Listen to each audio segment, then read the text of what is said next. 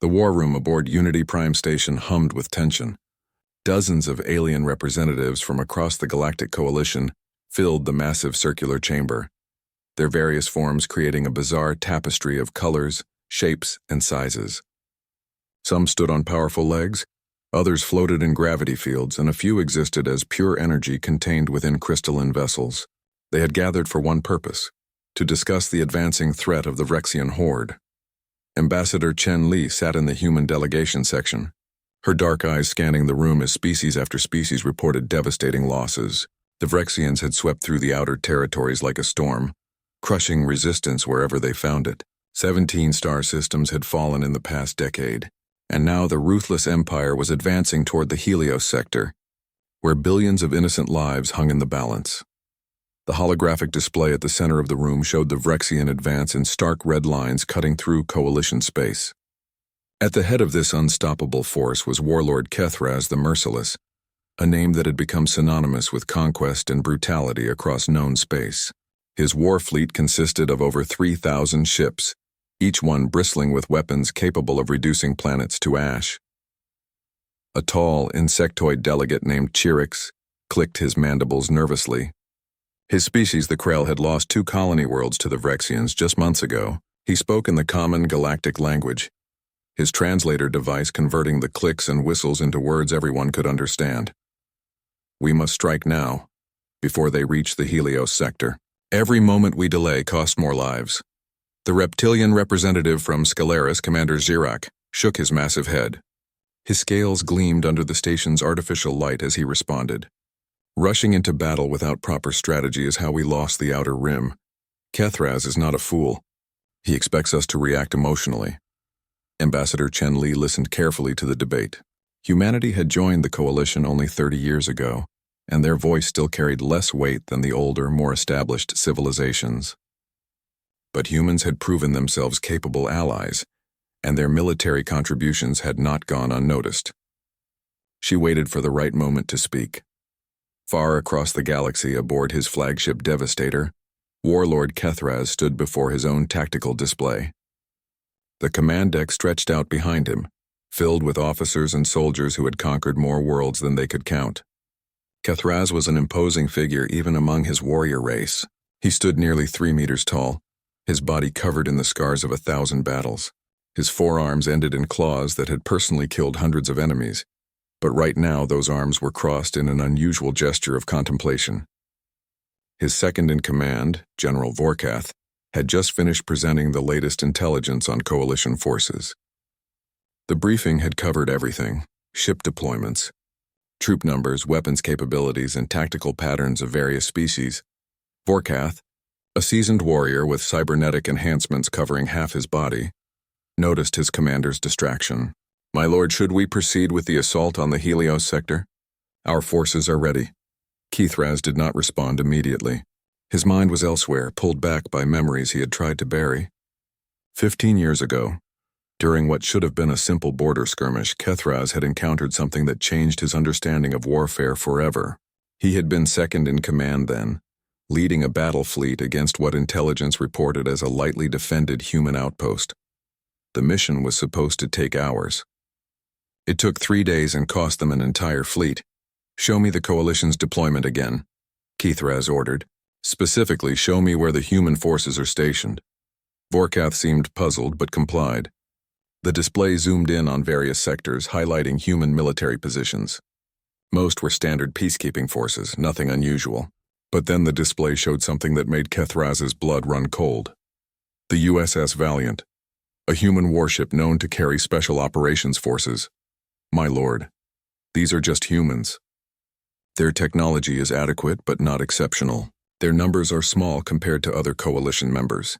Why do they concern you?" Kethraz turned to face his second-in-command. In all their years fighting together, Vorkath had never seen that look in his commander's eyes.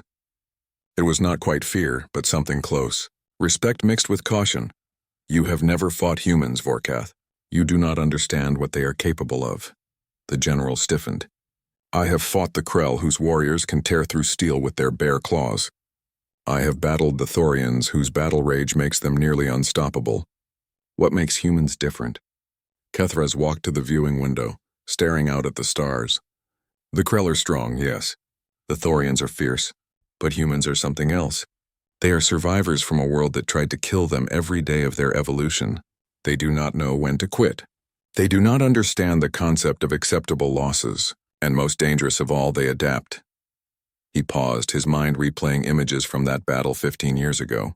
During that border skirmish, we outnumbered them 20-1. We had superior firepower and position. By every tactical measure, we should have annihilated them in the first hour. But instead, they turned our advantages against us. They used our numbers to create confusion. They exploited our standard tactics. And when we thought we had them cornered, they did something no other species would do. What did they do, my lord? They boarded our flagship. 32 human soldiers against a crew of 5,000. They fought through our ship like demons, destroying critical systems and causing chaos. Their commander personally killed Warlord Threxes. I survived only because I was commanding the secondary vessel. When reinforcements arrived, the humans had already escaped, leaving our fleet crippled and leaderless. Vorkath processed this information. He had heard rumors about human combat effectiveness, but he had dismissed them as exaggerations. Perhaps they were simply lucky, my lord. Or perhaps our forces were unprepared. Kethraz's laugh was bitter. I thought the same thing. That is why I have spent the last 15 years studying them. Do you know what I learned? Humans evolved on a death world. Their gravity is stronger than ours, making them naturally tougher. Their planet experiences extreme climate changes that forced them to become adaptable. Their evolutionary history created persistence hunters who can outlast any prey. But worse than all of that, their species has spent 10,000 years in constant warfare with itself. They have refined the art of killing to a level we cannot match. The command deck had gone quiet. Other officers were listening now, their confidence shaken by their commander's words. Change our advance vectors, Kethraz ordered suddenly. Route all forces away from sectors with confirmed human military presence. If we encounter human special forces, our standing order is immediate withdrawal. Murmurs of disbelief rippled through the command deck. The Vrexian horde had never retreated from any enemy. Vorkath stepped closer, lowering his voice so only Kethraz could hear. My lord, the High Command will view this as cowardice. Our reputation depends on never showing weakness.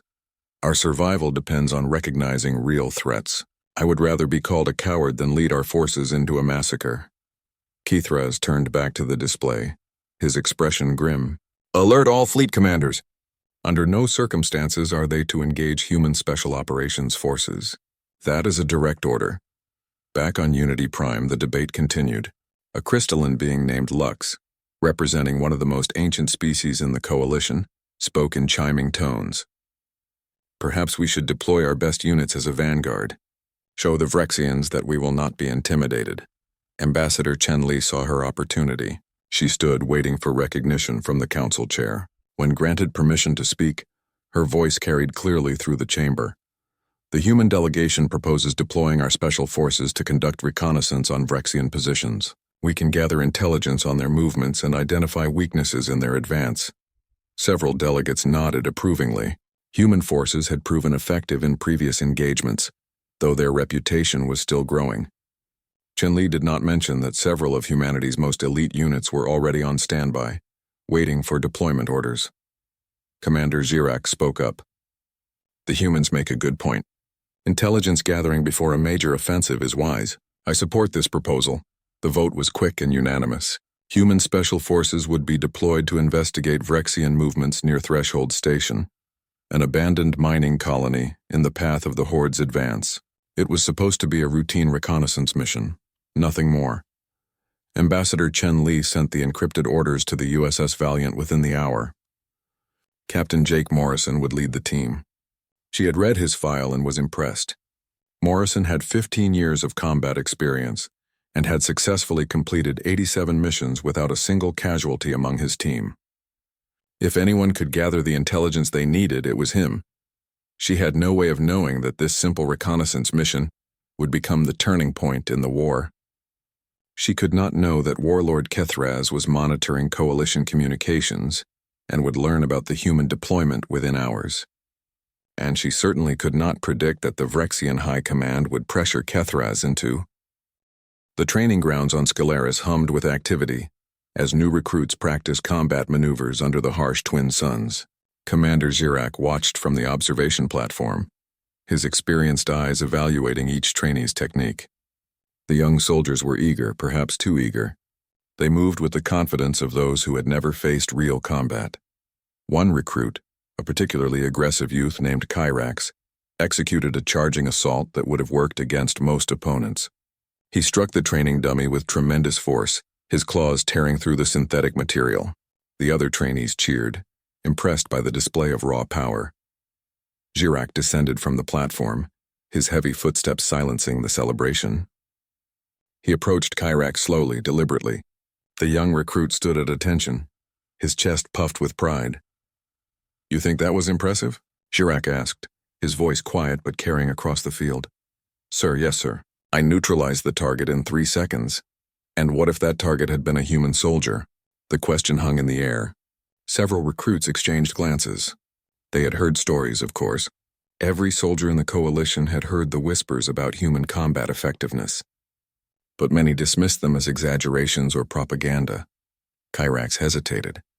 "Sir, I am confident my speed and strength would be sufficient against any opponent." Girak moved faster than any of the recruits expected.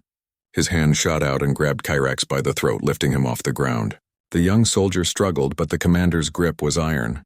"This is what you would do to a human. Use your superior strength, overwhelming force." Girak's other hand produced a training knife, moving it toward Kyrax's exposed side. But before the blade touched, Kyrax's own hand somehow had the knife, turned back toward Girak's wrist.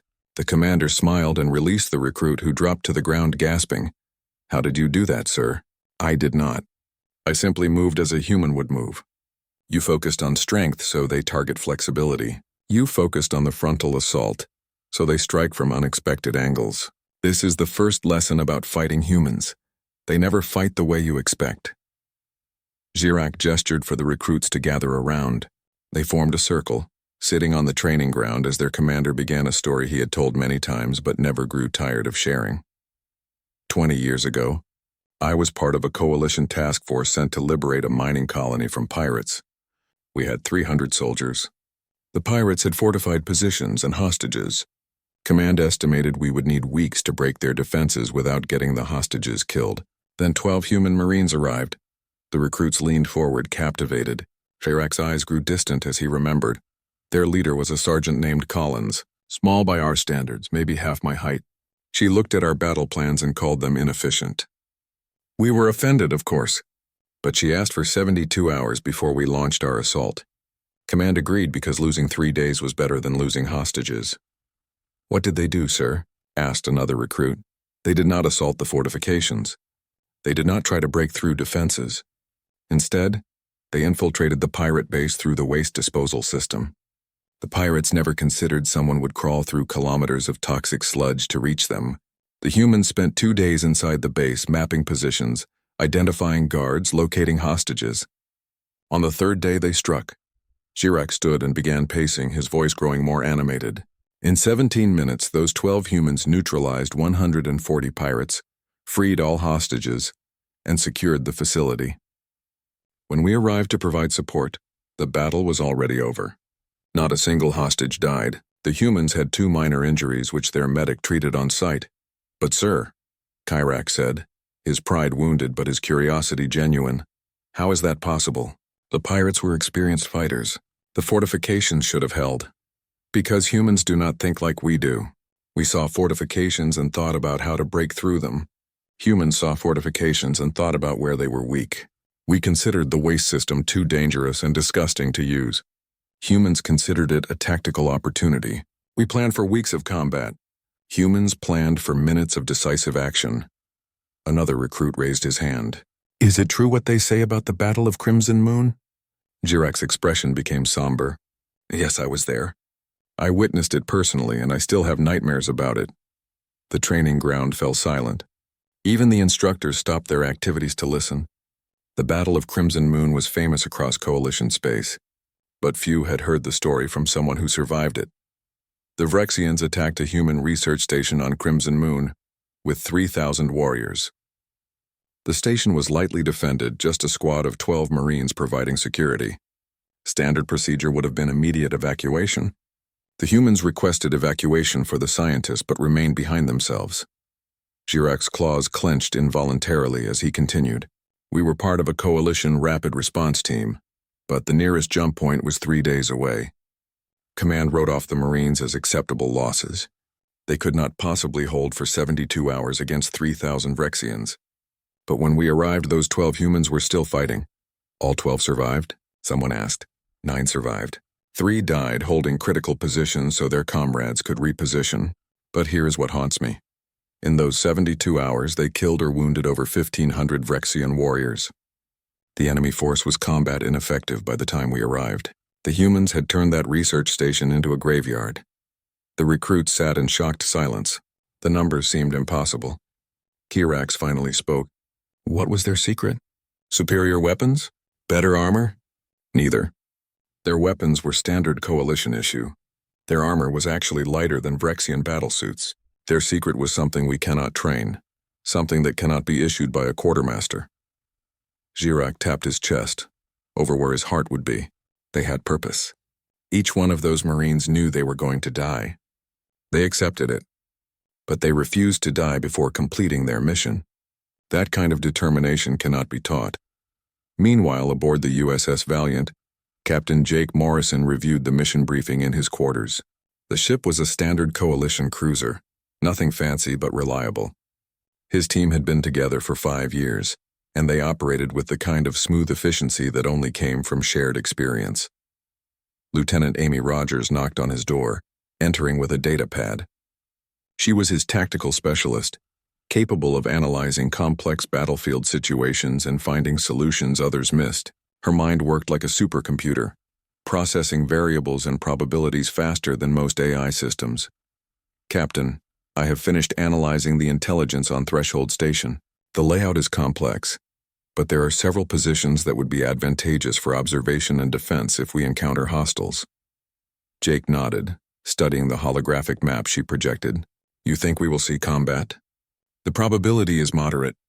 Vrexian scouts have been active in this sector. If they are mapping for an invasion, they might have forces at the station.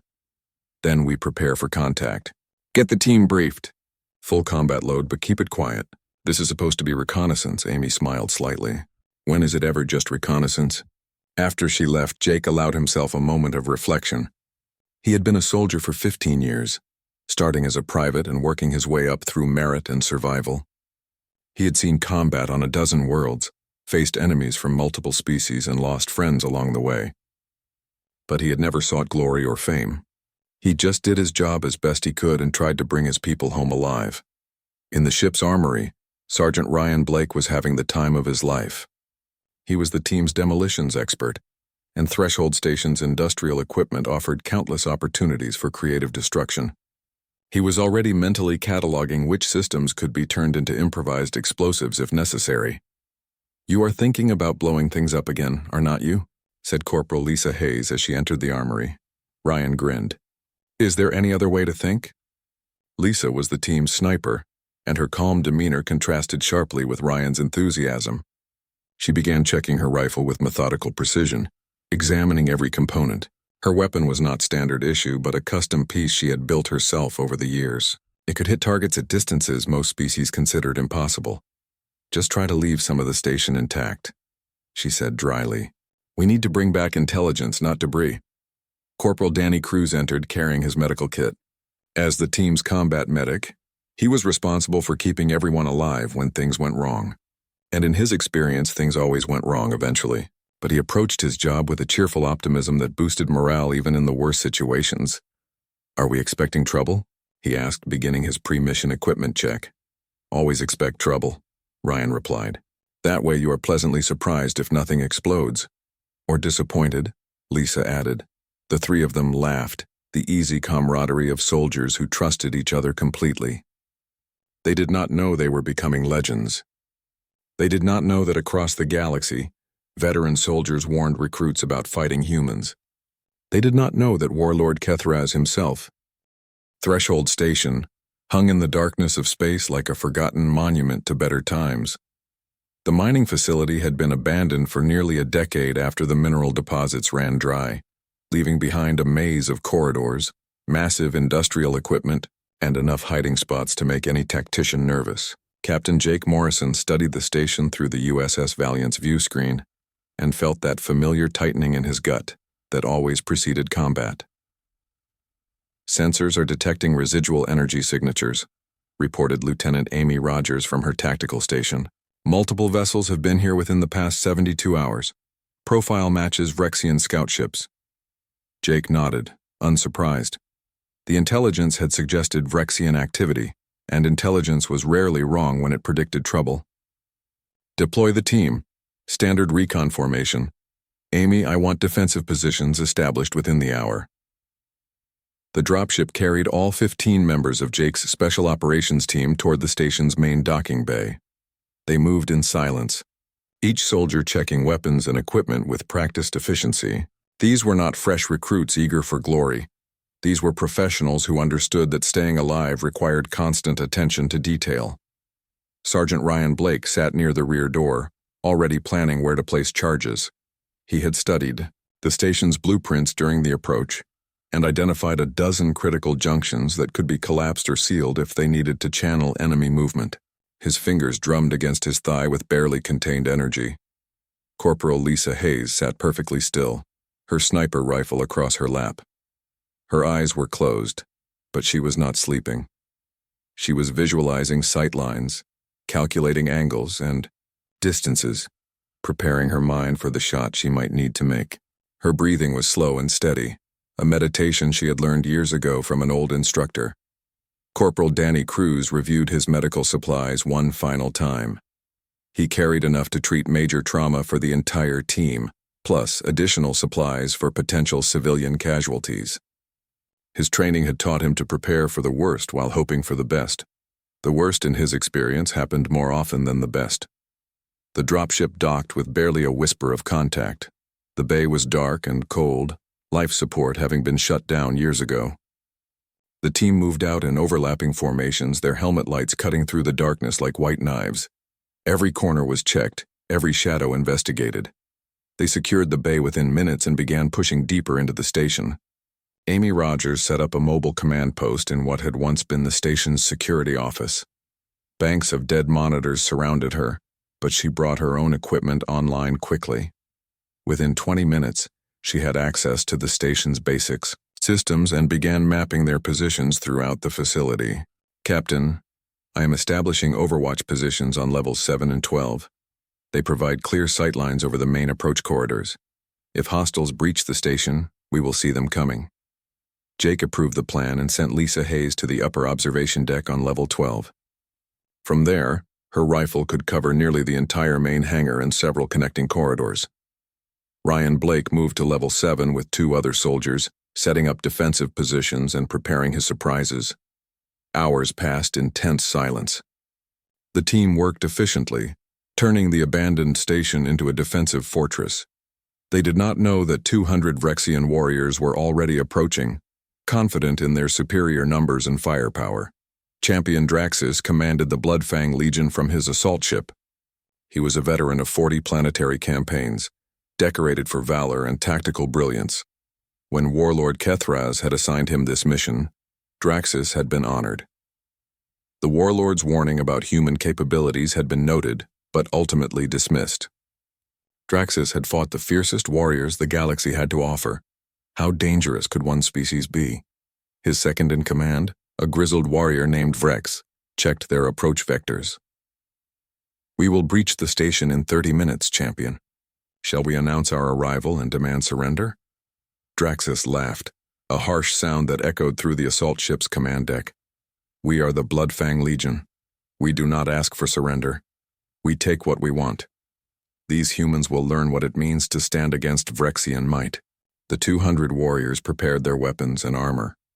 They were equipped with energy rifles capable of punching through reinforced steel, personal shields that could deflect small arms fire, and combat suits that enhanced their already formidable strength.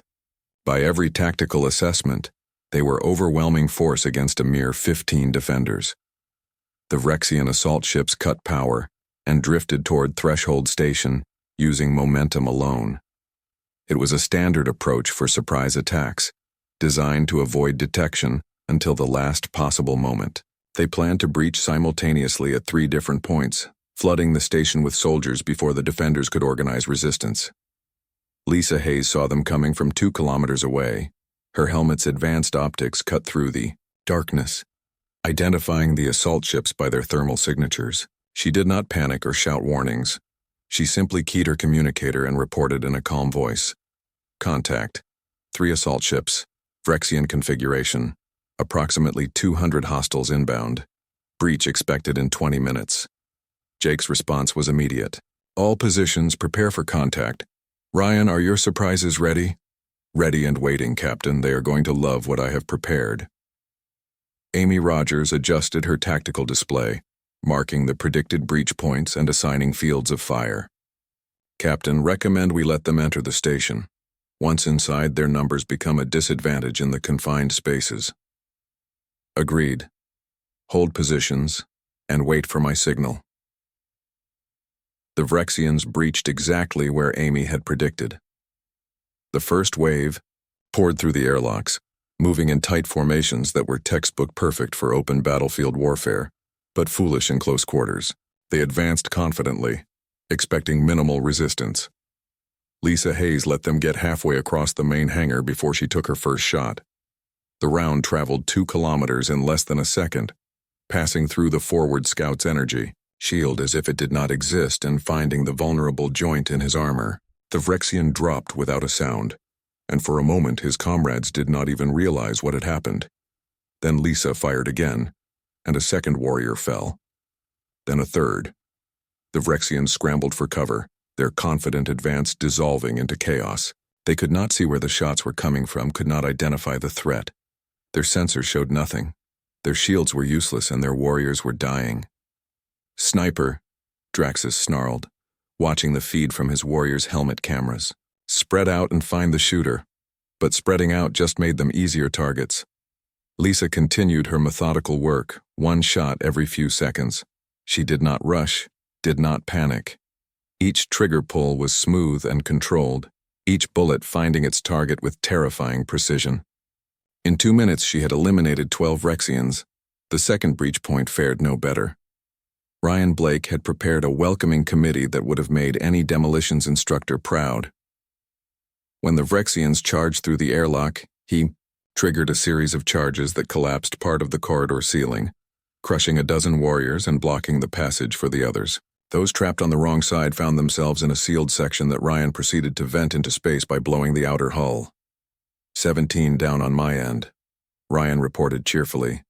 Should I save some for you guys? The third breach point led the Vrexians into what appeared to be an empty cargo bay.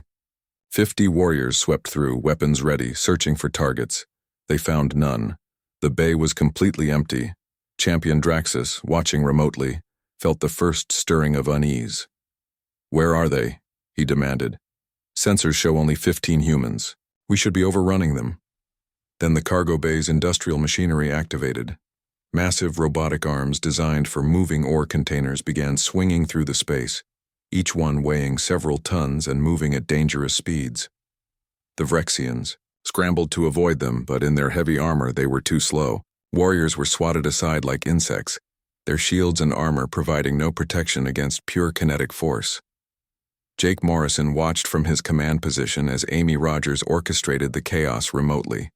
She controlled the cargo bay systems, like a conductor leading an orchestra, timing the robotic arms to create overlapping kill zones.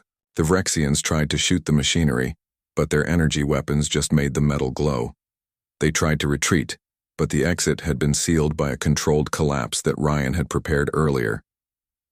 43 enemy casualties confirmed, Amy reported. Remaining forces are attempting to regroup in Section 7 Beta. Show them the way to Section 7 Alpha instead, Jake ordered. Amy smiled and began manipulating the station's emergency lighting system. The Vrexians followed the lights like moths to a flame, moving exactly where the humans wanted them to go. They were being herded, but in their confusion and fear they did not realize it until too late. Section 7 Alpha was a fuel processing facility. It had been empty for years, but Ryan Blake had found enough residual chemicals to create a volatile mixture. When the Vrexians entered, hunting for their invisible, news of the Battle of Threshold Station spread through the galaxy, faster than a quantum transmission. Within 48 hours, every military command center in Coalition space had access to the tactical reports. Within a week, the story had been told and retold in 1,000 different languages across 1,000 different worlds. And with each retelling, the legend grew. In the officers' mess aboard a Coalition battle cruiser, Captain Vrex of the Thorian fleet sat with his fellow commanders, discussing the battle. The Thorians were considered the most aggressive species in the Coalition, known for their battle rage and fearless charges. Vrex had personally led assaults that other species considered suicidal. 15 against 200, he said, shaking his massive head, and they did not even fight them directly. They used the environment, machinery, and traps. Is that not cowardly? A Krell officer named Zifax, whose species valued honor in combat above all else, considered the question carefully. I thought the same initially. But consider their objective. They were sent to gather intelligence, not engage in battle. When forced to fight, they neutralized the threat with minimal risk to themselves and completed their mission. That is not cowardice. That is efficiency. But where is the honor in such tactics? Vrex insisted. An older officer, a crystalline being named Quartz who had served in the Coalition military for over a century, spoke up. Honor is a luxury afforded to those with superior numbers. The humans had neither numbers nor superior equipment. They had only intelligence and determination. They used what they had to achieve victory. There is honor in winning when everyone expects you to lose. The debate continued across the galaxy. In training facilities, academies, and command centers, military theorists studied the battle, trying to understand how 15 soldiers could defeat 200 elite warriors. The tactical recordings were analyzed frame by frame, every decision dissected and examined. On the planet Vortan, homeworld of the insectoid Vorn species, military instructors completely revised their training programs based on the Battle of Threshold Station. They created new courses on environmental exploitation, improvised weapons, and asymmetric warfare. The humans had provided a master class in how to fight when outnumbered, and the Vorn were determined to learn from it. But not everyone was celebrating. Aboard his flagship Devastator, Warlord Kethraz read Champion Draxus's report for the third time, his forearms trembling with barely controlled fury. Not fury at Draxus, who had simply been following orders. Fury at the Vrexian High Command who had forced him into this disaster. General Vorkath entered the command chamber and immediately sensed his commander's dark mood. My lord, the High Command is requesting an immediate response. They want to know how we plan to address this defeat. Defeat, Kethraz repeated bitterly. They call it a defeat as if it were a simple setback. This was not a defeat. This was a warning. The humans showed us exactly what they are capable of, and we were fortunate they chose to take prisoners instead of killing everyone. The High Command believes we should launch a massive assault to restore our reputation. They suggest overwhelming force, 5,000 warriors against the human positions. Kethraz stood and walked to his private terminal, accessing files he had been compiling for 15 years. Come here, Vorkath. Let me show you something that the High Command refuses to see. The display lit up with data about Earth, the human homeworld. Vorkath studied the information with growing unease. The planet's gravity was 20% higher than Vrexian standard, meaning humans were naturally stronger and more durable than they appeared. The atmospheric composition included higher oxygen levels, giving them enhanced endurance. The climate variations ranged from frozen wastelands to burning deserts, forcing the species to adapt to extreme conditions. But the environmental data was not what disturbed Vorkath most. It was the historical records that made his blood run cold. 10,000 years of continuous warfare, Kethraz said, highlighting the relevant section. Not wars between different species, but wars between their own kind. They refined the art of killing over millennia. Every tactic we know, they invented. Every strategy we employ, they perfected centuries ago. And then they adapted those tactics specifically to fight opponents with superior strength, speed, or technology, because for most of their history, that is exactly what they faced. Vorkath processed this information. But surely our numbers must count for something. 5,000 warriors against 15 humans. You still do not understand. Kethraz pulled up another file, this one containing psychological profiles. Other species fight for territory or resources. We fight for glory and empire. But humans fight for each other. Every human soldier knows that the being next to them will sacrifice everything to keep them alive. That creates a bond stronger than any battle armor. It creates a unit that functions like a single organism with 15 minds working toward one goal.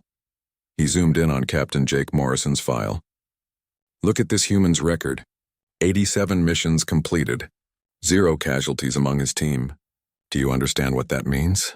For 15 years, this human has led his soldiers into danger and brought every single one of them home alive. That kind of leadership inspires loyalty and trust that makes a unit unstoppable. Vorkath studied the file, comparing it to Vrexian military records. Their best commanders typically lost 20 to 30% of their forces in successful campaigns. It was considered acceptable, but 0 casualties over 87 missions? That seemed impossible. How do they do it, my lord? What is their secret? Kethraz closed the files and turned to face his second-in-command. There is no secret. They simply care about each other more than they care about winning. Paradoxically, that is what makes them win. They fight harder to protect their comrades than they would to achieve victory, and because they fight harder, they achieve both. The conversation was interrupted by an incoming transmission from the Vrexian High Command. Kethraz accepted the communication with resignation. The 3 members of the High Command appeared on the display, their expressions a mixture of anger and disbelief. Supreme Commander Vorgath spoke first. Warlord Kethraz, explain how the mighty Bloodfang Legion was defeated by a handful of humans. With respect, Supreme Commander, the report is comprehensive. Champion Draxus followed all standard protocols. He commanded his forces competently. The humans were simply better. Better. Vorgath's voice dripped with contempt. You expect us to believe that 15 primitives are better than 200 Vrexian warriors? Perhaps it is time to question your leadership, Kethraz. Kethraz felt the familiar weight of command politics. The High Command had never forgiven him for advocating caution regarding human forces. They saw his warnings as weakness, his careful analysis as cowardice. They wanted glory and conquest, not measured assessment of enemy capabilities. I recommend we avoid further engagements with human special forces until we develop specific counter-tactics, Kethraz said carefully. Your recommendation is noted and rejected, Vorgath replied. We are redirecting 5 battle groups to hunt down and destroy every human military position in this sector. We will show the galaxy that the Vrexian horde cannot be humiliated without consequences. The transmission ended before Kethraz could protest further. He stood in silence for a long moment, knowing that he was about to witness another disaster. The High Command would learn the same lesson he had learned 15 years ago, but they would pay a much higher price. Meanwhile, aboard the USS Valiant, Captain Jake Morrison's team was returning to a hero's welcome. The other crew members lined the docking bay, applauding as the Special Operations team disembarked. Jake found the reception embarrassing and unnecessary. They had just done their job, nothing more. Lieutenant Amy Rogers felt the same way. As they walked through the ship's corridors, other soldiers kept stopping them to shake hands or offer congratulations. She appreciated the sentiment but found it puzzling. I do not understand why everyone is making such a big deal about this. We have completed harder missions. True, Jake agreed. Remember the extraction on Helios 7? That was significantly more complex. Sergeant Ryan Blake was less modest. Come on, you two. Let them celebrate. We just took down 200 Vrexians. That is impressive by any standard. Corporal Lisa Hayes, walking beside them with her rifle case over her shoulder, spoke quietly. I think they are celebrating because it makes them feel safer. If 15 of us can defeat 200 elite warriors, then maybe the war is not as scary as they thought. Jake considered that perspective. Lisa was right. Morale was important, and if this victory gave the coalition forces confidence, then maybe the attention was worth enduring. They reached the briefing room where Ambassador Chen Li was waiting via secure communication link from Unity Prime. Her expression was warm but serious. Captain Morrison, congratulations on a successful mission. The intelligence you gathered will be invaluable for planning our offensive. But I need to warn you about something. Ma'am? Jake asked, his instincts telling him he was not going to like this. Your team's actions at Threshold Station have made you famous. Every species in the coalition is talking about the battle. That means the Vrexians are also talking about it. We have intercepted communications. Warlord Kethraz stood alone in his private quarters.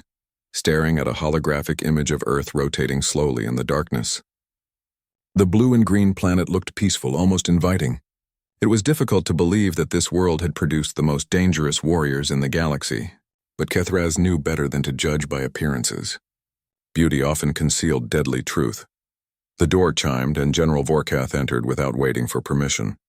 His expression was grim. "My lord, the High Command's assault forces have been deployed. 5 battle groups are moving to engage human positions across 3 sectors. Supreme Commander Vorkath personally ordered the operations." Kethraz closed his eyes briefly. "How many warriors total?" 15,000, my lord. They are targeting every known human military installation in the region. The High Command believes overwhelming numbers will succeed where the Bloodfang Legion failed. They are fools. Kethraz turned away from the hologram. They still do not understand. Numbers do not matter to humans. Resources do not matter. The more pressure we apply, the harder they fight. We are not attacking warriors. We are attacking survivors who have been shaped by a world that tried to kill them every day for millions of years. Vorkath hesitated, then spoke carefully. "My lord, there is another option. One that the High Command would never approve, but one that might save countless lives. Speak plainly. Surrender." The word hung in the air like a physical thing. In Vrexian culture, surrender was the ultimate disgrace. Warriors who surrendered were executed, their names erased from history. But Vorkath had served with Kethraz for 20 years, and had learned that survival sometimes required abandoning tradition. Kethraz walked to his desk and activated a secure communication system. There is a coalition station called Sanctuary, operated by the ancient Archon species. It is a neutral zone where even enemies can meet under diplomatic protection. I am going to request a meeting with the human ambassador. My lord, if the High Command learns of this, they will execute you for treason. I know, but I would rather die as a traitor who saved my people than die as a loyal fool who led them to extinction. Prepare my personal ship. We leave within the hour. The message reached Ambassador Chen Li 3 hours later. She read it twice, certain she was misunderstanding. Warlord Kethraz the Merciless, scourge of 17 star systems, was requesting a diplomatic meeting under neutral protocols. The message included verification codes proving its authenticity. Chen Li immediately contacted the Coalition Council, but the response was predictable. Most council members suspected a trap. The idea that the Vrexian warlord would seek negotiation after decades of conquest seemed absurd. But Chen Li had spent 30 years in diplomatic service, and she had learned to recognize genuine desperation when she saw it. She accepted the meeting request with one condition. Captain Jake Morrison's team would provide security. If this was a trap, she wanted the best soldiers the Coalition had standing between her and danger. 3 days later, Ambassador Chen Li's diplomatic vessel approached Sanctuary Station. The structure was ancient beyond measure, built by the Archons when most current species were still primitive tribes. Its neutrality was absolute, protected by technologies that made aggression physically impossible within its boundaries. Weapons did not function, shields did not activate, and violence resulted in immediate and permanent expulsion. Captain Jake Morrison stood in the docking bay with his team, all wearing dress uniforms instead of combat gear. They looked uncomfortable. Soldiers preferred armor and weapons, not fancy clothes and ceremonies. But diplomatic protocols required formal attire, and they would follow orders even when those orders felt foolish. "I still do not like this," Lieutenant Amy Rogers muttered quietly. "Too many variables we cannot control." "Agreed," Jake replied. "But if the ambassador trusts the Archon protocols, we have to trust them too. Just stay alert." The Vrexian ship docked on the opposite side of the station. When Kethraz emerged, Jake was struck by how normal the warlord looked.